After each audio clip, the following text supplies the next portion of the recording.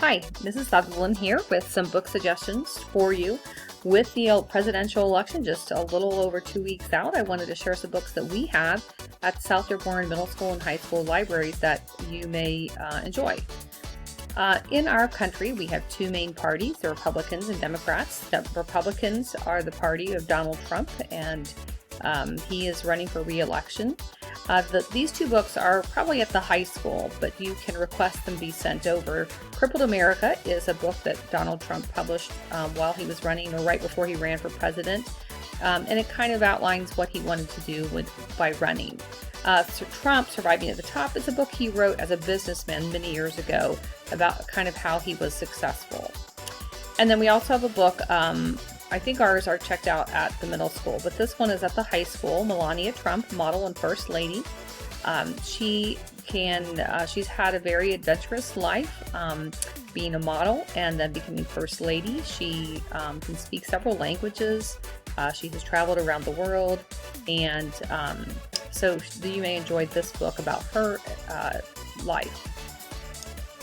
On the Democratic end, we do have some books. We don't have anything yet from Joe Biden or Kamala Harris running for office yet. Those books they haven't been published yet that I have seen.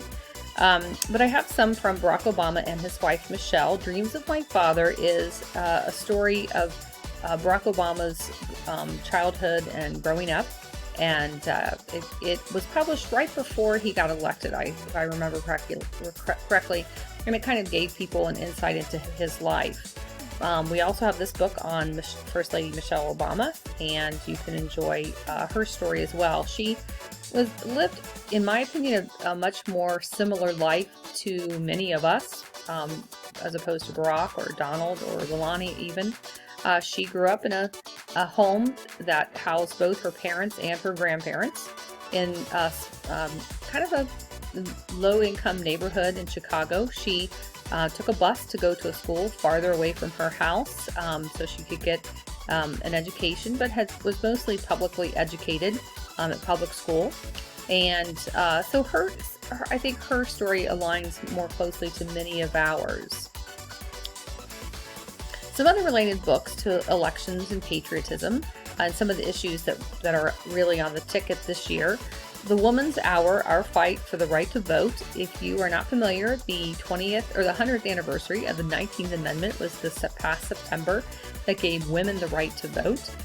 Women fought for the right to vote for almost 70 years, if I remember correctly. And they had an uphill battle because the people they had to convince were men, the only people, white men, the only people who were allowed to vote in America for many years. But they did finally achieve it 100 years ago, and it was celebrated this last fall and over the summer. So this book, The Women's Hour, will give you kind of an insight on what that battle entailed. Khizr Khan, he is an immigrant who carries a copy of his Constitution in his jacket. He spoke at the Democratic Convention some years ago, and this book is written by him about the importance of our Constitution and highlights different parts of it.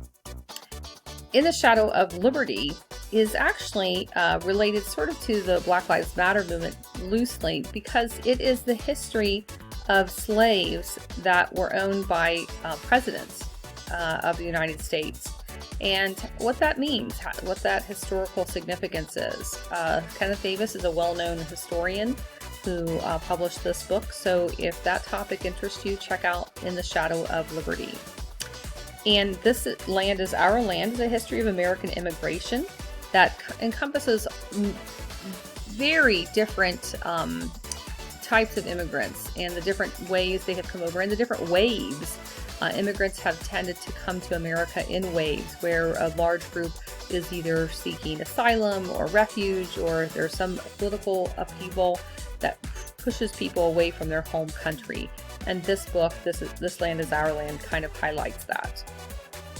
Now, if you feel like I have had enough of the political advertisements and hearing about the election and the political signs, I just want to escape into a book. I do have some election or presidential related books that you may enjoy. The Great Green Heist is about a student council election that an evil villain is trying to buy off, and the main character has to try to save the school one con at a time. Meg Cabot's story, All-American Girl, if you remember the movies The Princess Diaries, Meg Cabot wrote those, and this book is a standalone novel that is about a girl who actually saves the President of the United States from an assassin.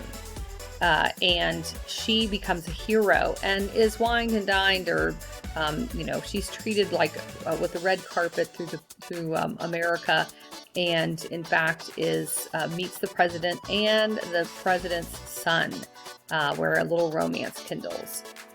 The Misfits by James Howell takes place in a school as well, and there is an election going on, but this is a push to introduce third parties into the student council elections.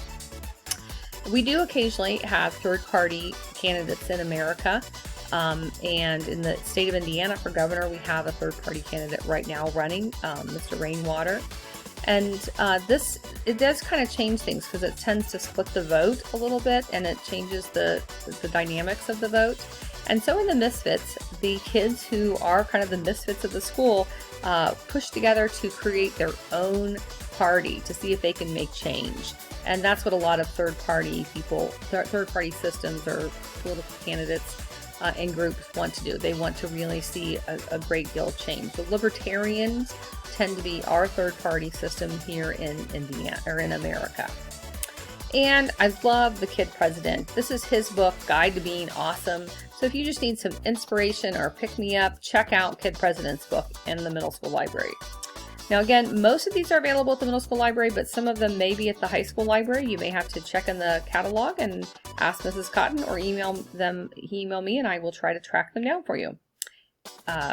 Email me if you have any questions on books or need help finding some. So thanks a lot. Enjoy the next 2 weeks, and we look forward to when all the political signs are down. See you later.